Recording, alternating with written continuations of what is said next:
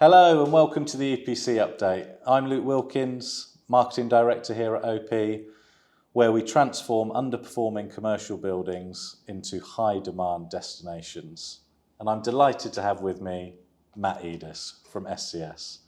He's a qualified EPC assessor, has multiple sustainability certifications with a philosophy centred around sustainability being both tangible and cost effective. And today we're going to be talking about EPC regulations and what's coming up. And this affects all commercial property owners. And with 28% of commercial buildings not meeting these future standards, this is essential listening. So, to kick us off, what are the current EPC regulations? Okay, so EPCs have been around since 2008. And I've been qualified since the beginning. So really, the rating is still all about buildings. It still covers anything that's using energy in your building associated with heating, lighting, ventilation, hot water. It doesn't cover things like external lighting and lifts. So there is a limit of what it looks at. It's the basic things that make a building work. The rating is between an A and a G. And the real requirement that everybody needs to be aware of is an EPC E rating, so E for Echo. And at that level, you need to achieve that to allow you to rent your building to a tenant. So you have to have an EPC still if you build a new building, you have to have it if you rent it, or if you are looking to change ownership of that building. So that's the basic standard of where we are at the moment. And it's a well understood, generally understood market. Are all the ratings done as well as they could be done? Not sure. And currently at the moment, there is a requirement for the EPC to last for 10 years. So that's where we are at the moment. And most of them done well. There's the odd one that's maybe not done quite as well, I suspect. Or sometimes the way that you do it is when you're doing the calculations, you need a qualified person like myself or someone else. You run the calculation and you get an EPC based on the design. The only issue there is if you haven't got all the information, you need to use a default, and therefore that tends to default to a worse energy efficiency assumption. So some people may actually have a slightly better building than they realised if only all the information was available to them. Brilliant. So we're hearing a lot in the market about changes to EPC regulations. Can you provide any insight on what the future holds? What do we need to be doing this year? Is it 2027? Is it 2030? What's going on? Okay, so it's a really interesting, I find it interesting, I'm not sure everybody else, but I'm an EPC assessor. So what's interesting is that the targets that are coming on the horizon is supposed to be that there's an EPC C rating by 2027 and an EPC B rating by 2030. Now, I went to a conference back in February this year in 2025, and that rating, the government representative there spoke at the conference, and they basically inferred that there could be potentially a year's delay to that. So 2028 and 2031 potentially for that C and B rating. Interesting. Now, what's also interesting about that is the fact that they are talking about the change going to being 5 years rather than 10 years. So that's interesting in itself. But also, one of the most interesting things is it's normally at the moment a single rating that is linked to emissions. They are talking now about an EPC having a multiple certification. So a bit like on the back of your cereal packet where you've got fat and fibre and what have you, it will be about not just emissions, but about energy efficiency, your fabric performance, your equipment performance, and maybe even that they're talking about it being future ready for the smart grid. Wow. And if you're not familiar with what the smart grid is, it's basically this realization that as we move to a zero economy, everything's moving to electric. The issue there is the fact that we may end up demanding more energy than there's in the grids. So they're promoting the use of equipment that will turn off, say like a fridge that will turn off when the electricity isn't actually being demanded as much by other buildings or other aspects. Wow, yeah, fascinating. So why is it so important that landlords and property owners are thinking about this now? If it is being pushed out, what's the urgency?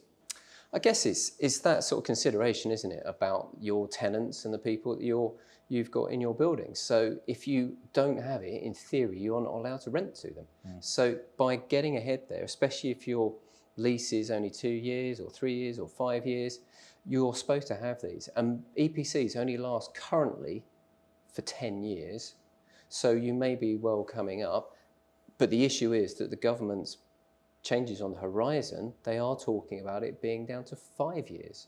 So that's going to mean that very quickly you might find that your lease is now out of date. Your EPC is now out of date. Yeah, and you're falling into it, yeah.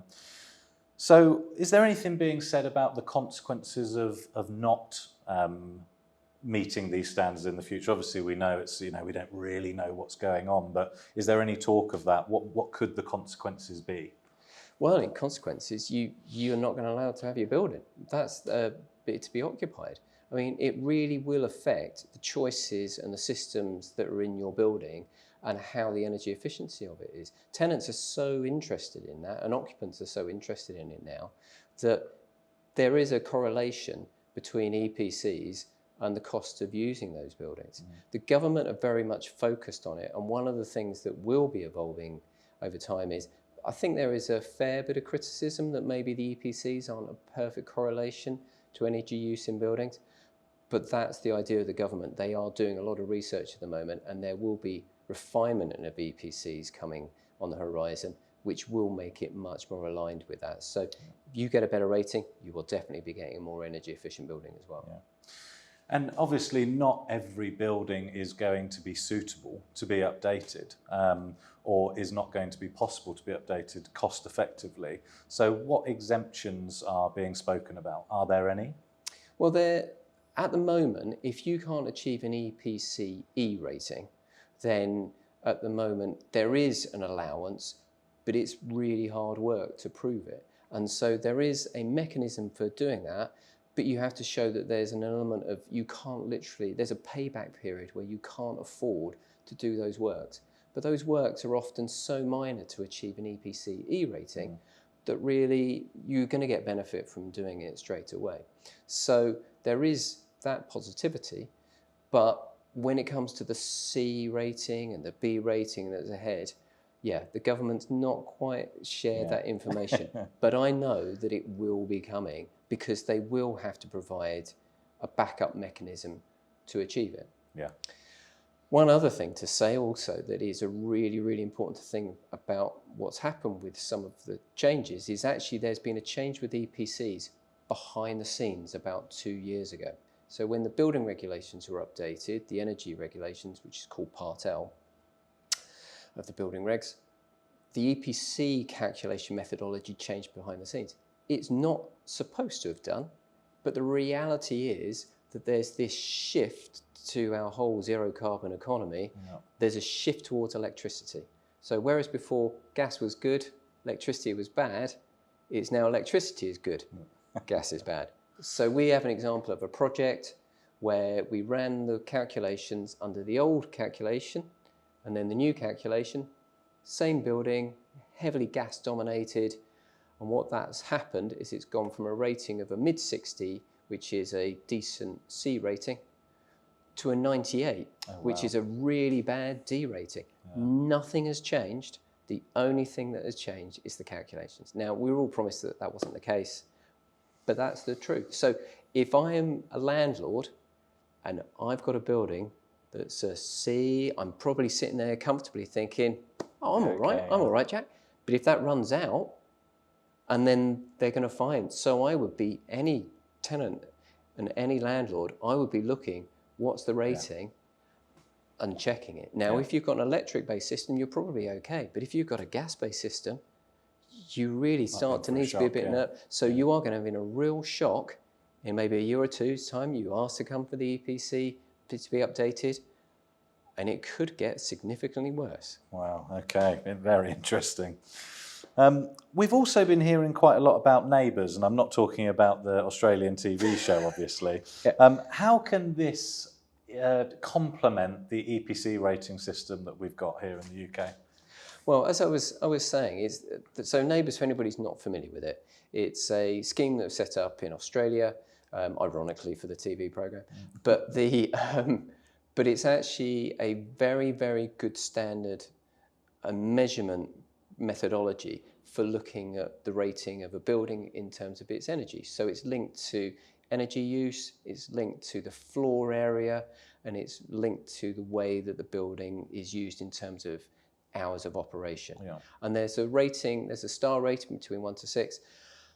And in very, very simple terms, if you control your energy very effectively, you are very disciplined in that use, you get a better rating. And if you have a much more energy efficient building, you will have a better. So it really promotes it. So EPCs are a signpost to getting a good rating, but to show your tenant you're going the extra mile, it really is that sort of Tesco's finest or Sainsbury's finest or Aldi, wherever you shop. But it really is that it's trying to differentiate and say it's not just a standard expected rating, because that's what an EPC is about. It covers everything. Yeah. So it's going to really drill down. And if landlords are getting good EPCs, the next logical step is why not consider doing the neighbours, because that will really separate yourself out from the crowd. Yeah. Brilliant. What other sort of practical improvements are you seeing landlords and property owners undertake at the moment? What are the big ones that keep coming up? Well, for us, when we're working on projects, I've already mentioned about the electrics, so that there's a natural inclination towards people now considering moving over to air source heat pumps or VRF, so variable refrigerant flow system, effectively sort of air conditioning units that also can provide heating. So you don't need a boiler. So there's definitely an embracing of that, especially in the commercial market, but also more practical things. Often you can't do much with the building fabric, but what you can do is the glazing. Yeah. So people are definitely considering the glazing and how you address that. But also one that's often missed and we often see is air pressure testing. So in buildings, it's actually showing that you get a better EPC rating simply by showing how leaky the building is. Because there's defaults in there, there's a standard calculation methodology, and behind that, there are a set of rules. So sometimes actually, without doing huge amounts, you can make those improvements. But it really is drilling down into understanding that detail and understanding. But the lighting, once again, is another classic thing.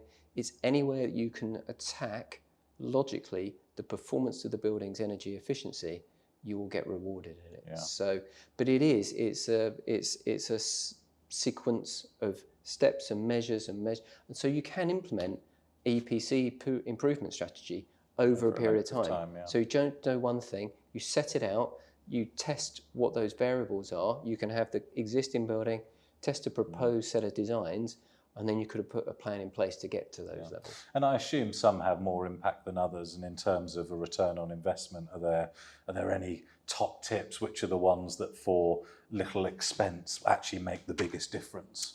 Well, I mean, because it's a rule, the air pressure test is good, but in actual fact, I'd always start with the lighting. Yeah. Because it's just such an obvious thing. But then the controls always make a difference. And then in actual fact, look at what your hot water is doing as well. It's easy to forget that everybody sort of focuses on the heating and the lighting and maybe the fabric, but the hot water is one of the key elements in it. So attack that. Look at more localized water use so that you don't have large storage losses. Yeah. Those are the simple kind of things, but it's the step-by-step measure that is the key to great performance. Brilliant. So in a moment, we're going to speak to Nathan Watson, who's Development Director here at OP. He's been out in the market speaking to landlords, tenants and agents, and he's got some great insights to share. But before we do that, I just wanted to share a quick reminder that we do have a building assessment tool, which is free to use on the OP website. So feel free to log in, use that tool, test out the different options. If you changed X, how ready are you for these upcoming changes? And also, if you'd like to schedule in a building assessment, obviously get in touch. You know where we are. And with that, I'd like to thank Matt. It's been really insightful. I've learnt a lot. I'm sure the viewers have learnt absolutely heaps. So thank you very much. Oh, it's a pleasure to be here. Thank you.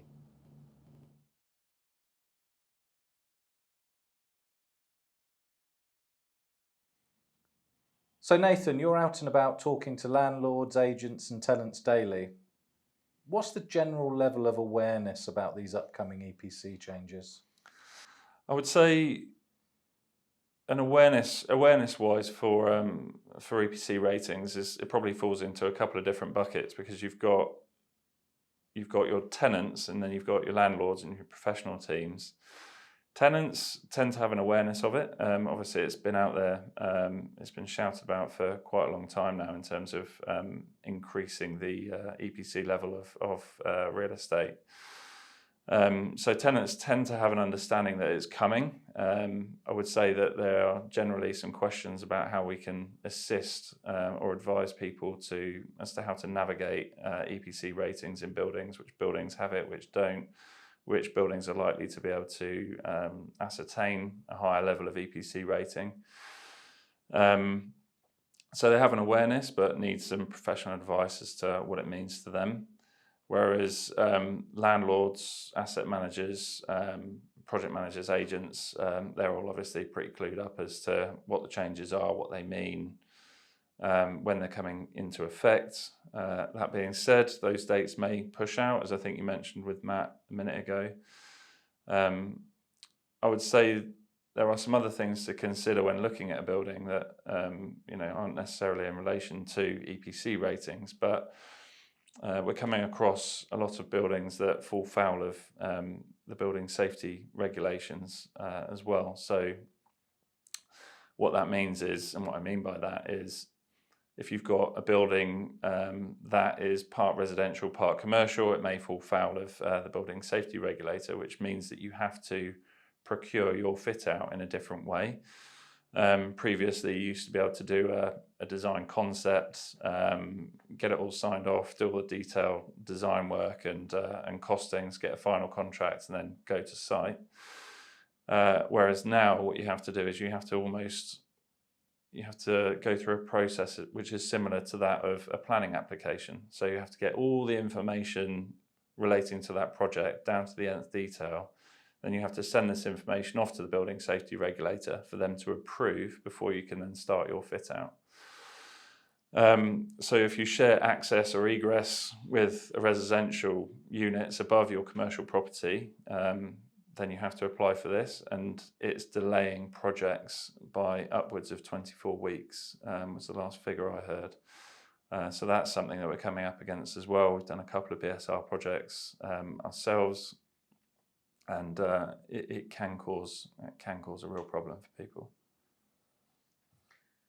We've seen how ESG factors have become a major priority for many businesses.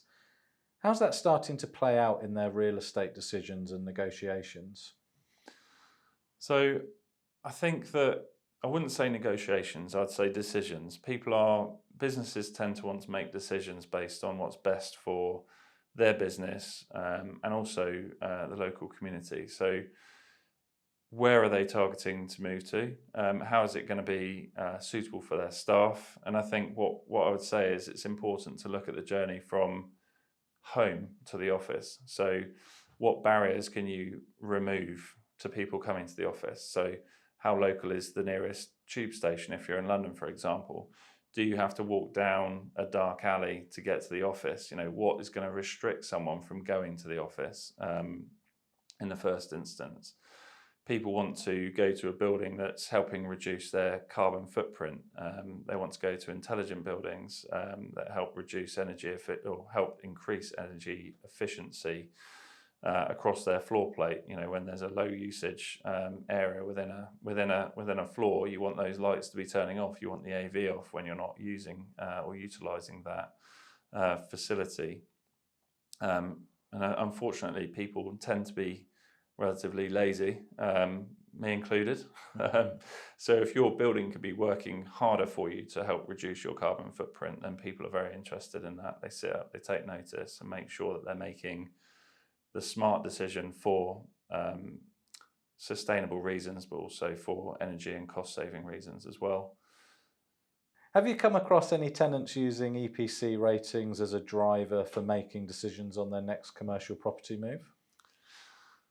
I would say that the EPC rating is generally a given for people. So if you're looking at a building and you're in the real estate team in your business and you're looking at a place to move to, then you're expecting that EPC rating is going to be a B, because of lease events being 5 years, 10 years. Obviously, the new regulations would have hit by then.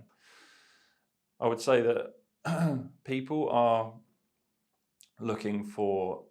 I mentioned a minute ago about intelligent buildings. So instead of just having a BMS system, landlords are starting to implement and install IBMS systems, so intelligent building management systems. Not only that, it encourages and helps the usage and energy efficiency of that building. But what I would say as well is that some landlords are looking to integrate its tenants with the wider community that they're in, so increasing social value inside the building, but also externally. So we'll talk about inside the building a bit later on, but externally, what they're doing is they're issuing and offering out building apps. So a building app that everyone in the building has access to. And what you're able to do is you're able to go onto this building app. You're able to say, I want to book a restaurant for 1 p.m. on Thursday. And what that app will then do is it will come back with 3 different options potentially of restaurants in the local community that have availability for, say, 3 people at that time. And obviously you can choose your preference. Not only that, but it may give you ideas and highlights of events that are happening in the area. So it might have there might be an art exhibition that a local university is displaying, and it sends out notifications to suggest that you could go and have a look at this and integrate. What it does is it helps integrate that business within that local community. And again, in turn, what that then does is it makes those tenants more sticky. So once a business is integrated within that local community, as opposed to being, say, siloed on a 10,000 square foot floor plate, instead of the siloing effect, what you're doing is you're integrating with the local community, which means that then becomes potentially part of that company's identity. And then that makes you want to stick around for a longer period of time. So it's in everyone's interest. So Nathan, we're hearing a lot about the shift of tenants prioritising Grade A spaces. Is this something you're seeing in the market? Definitely, absolutely, and people are happy to pay for it as well. I think that companies realise there's a very obvious realisation that they don't want to have people restricted to going into the office. And what do I mean by that? I mean that companies want to encourage their staff back to the office without having to encourage them back to the office. Grade A office stock offers this whole wraparound element to the building. So it's not only got a high EPC rating and it's sustainability led, it's got really high end of journey facilities like showers, bike stores. The common parts are of a high grade, so toilet facilities. There's a lot of natural light in the building. It's obviously brand new and shiny, and people people like to go to these spaces because typically they are energy efficient, again, which I mentioned before. It drives the cost down for the operating cost down for the business. I would also say that there's a bit of a gap because of, let's say, we call them grade B or grade C products or buildings on the market. Some of these buildings, when you look at them, the investment to get them from a grade B or a grade C to a grade A and get those EPC ratings where they need to be, construction costs are generally too high. So the maths doesn't work when you look at it from an investment point of view. So some landlords are talking to us about keeping a building alive for a few years and doing a light touch Cat A plus for them to keep the rent going and keep the income coming into their business. But they're fully aware that that building is going to come down in a few years' time to make way for what we coin a grade A office space.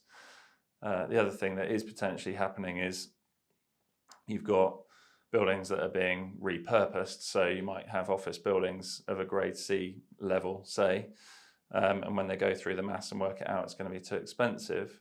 What they then do is they convert it to residential. So it might go to flats or student lets or something of that ilk, which again drives up the necessity for more grade A office space in the market. Now, I know you're passionate about the latest building trends. Could you share anything that the viewers may find valuable? Yeah, I mean, been a little while since I designed an office, but when you talk about building trends, I think when I look at Landlords, I look at flexibility. So everyone wants to have a high level of flexibility within their office offering. So if I'm a landlord and I'm looking at an empty building, I'm going to want to put in some, I'm going to want to fit out part of that space to help attract potential new tenants into that space. So that might be a reception area, it might be end of journey facilities such as bike stores and showers and the like. You might want to install some form of business lounge and a marketing suite, and potentially on one of the floors at some point in the building a Cat A plus suite. So a plug and play area where it has partitions and furniture and audio visual equipment all installed. So a tenant could potentially just come in and take that space as fitted. But when I say flexibility, those spaces that you're fitting out as a landlord, you want to know that those spaces can be repositioned as amenities for future tenants going into that space. So those areas typically need to be in prime locations within those businesses.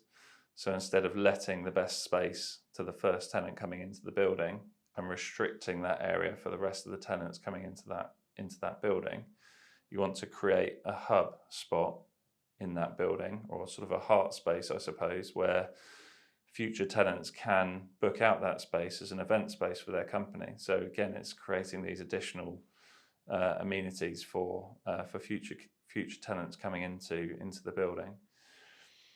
You've also got the social value element internally, which I mentioned a minute ago. So some landlords are looking at integrating things such as, there might be a multifunctional room which could be used as, for different reasons throughout the week. So if it's a large enough building, say 80,000, 100,000 square foot and up, you might want a room that could be used as a chiropractic clinic one day. It might be used as a hairdresser salon another day, or a physio could potentially rent this space out. And what you're doing is you're offering something different to the tenants coming in.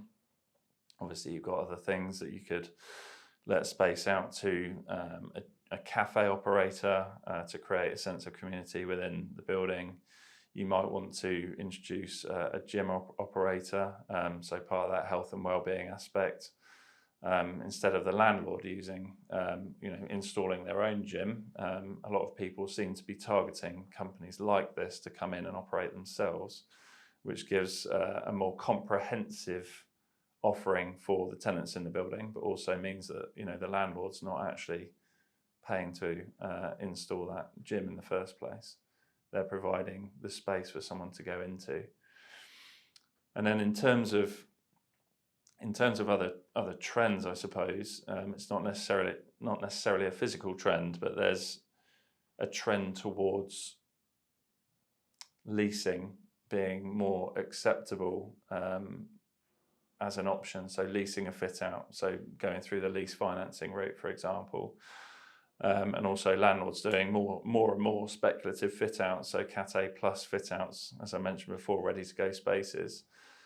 I think the younger generation coming through into the market are more used to renting things. I've spoken about this with a couple of contacts of mine where, I am of an age where I wanted to own a DVD, I wanted to own a CD, I wanted to own a car. Whereas with the financing options out there now, and you look at the younger generation who have grown up with, using Netflix and using Spotify and, more readily available options for leasing cars, for example, the renting option is more interesting. And what it does is it offers you more flexibility. There's that word again, flexibility, to take a lease for a shorter amount of time. And also what that means is if you're going through a lease financing option, you can keep the capex in your company, as opposed to spending it on a fit out and then recouping the costs later down the line. So people are willing to spend that little bit more to get the cash, to keep the cash in their business and allow them more flexibility. Yeah, so typically it would have been 5,000 square foot and below, which landlords would offer as fitted space, but with the flexibility options being more appealing to incoming tenants, you're seeing that creep to 10,000, 15,000 square foot and up. So you touched a little bit on well-being a moment ago. Occupier demands have evolved significantly in recent years, and with a much greater focus on sustainability and well-being, do you see this positively impacting tenant satisfaction and retention? Yeah, thanks for that. I think you know that I'm an advocate of good design and what good design can bring to a business. So sustainability-wise, again, is similar to EPC ratings. People see it as a given. People want their fit out to be sustainable, whether they go for an accreditation or not, whether that be BREEAM or LEED or SCAR, or whatever that accreditation might be. People just expect it to be part of the fit out, and part of us as a business is, when we're selling to a company, we're letting them know that we are a sustainably led company. So that's part of the decision making process before we're even engaged on a project. In terms of well-being for staff, good design and iterative improvements in businesses through good design can obviously enhance well-being, which leads to higher staff retention rates, lowering sick days, and making sure that the business is going to be performing in a better way once they go to a space that's specifically designed for them. I think everyone's aware that there's a lot of people out there that can make a space look good. I suppose what I'm angling at is making sure that you're getting to the root cause of why they're moving, if they're moving, or if they want to refurbish a space. What's the root cause of why they're doing that, and how can we best assist that company to get those 1% improvements in their business, and ultimately try and help them be more efficient in the way that they work. And finally, Nathan, for any property owners feeling uncertain about these regulatory changes, what's the first step you'd recommend to begin getting a handle on their EPC readiness? Yeah, sure. I mean, as with anything in life, I'd probably try and hire some professionals to help navigate and guide you through the process. I'd be remiss not to say that OP can help in this instance. So we've got an in-house professional team that are able to help guide you through and navigate what EPC ratings are currently, what they need to be in future, and also other things to look out for, such as BSR, building safety regulations.